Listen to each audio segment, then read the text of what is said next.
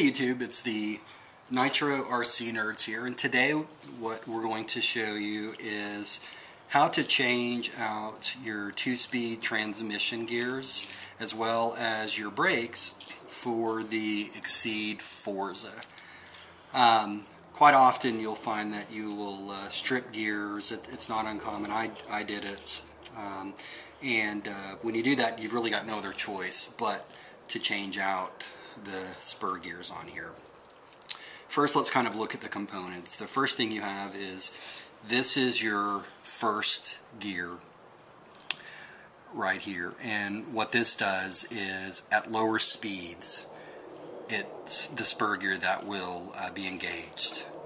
As you move up in speeds and hit your power band, the second gear here will become engaged. And I'm also going to show you a little bit on how you can adjust that to hit your second gear at a lower speed versus a higher speed. It's really just a matter of preference of when you want to hit that power band.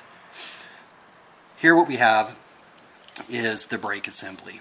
And the way this works is there's a rod, and I'll show you the final when we've got to put everything put back together, but there's a brake cam inside of here, and this actually goes to your linkage, and when you apply the brakes, this rod moves forward. It's a little connecting rod. It moves forward, applying this brake pad, which then stops these drive cups.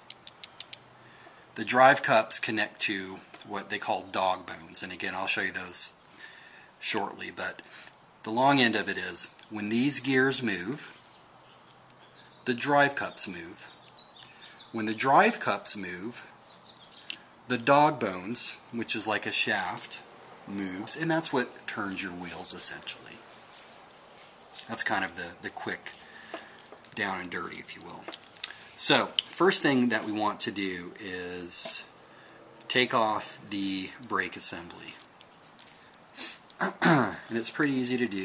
You just need I think it's a 2.5 millimeter hex driver. Okay, and once you have these out, the brakes just come off. The brake pads just come off.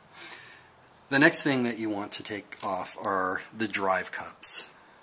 And the drive cups have little set screws in each end. You'll see the hole, and it's very simple. Just give them a little turn, and they'll pull right off.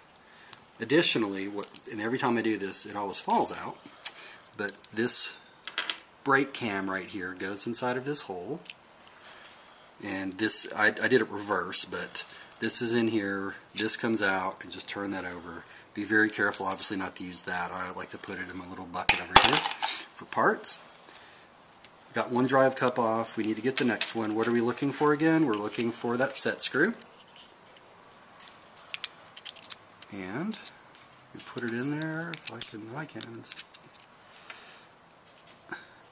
If I have it in, I think I picked up the wrong screw. There we go.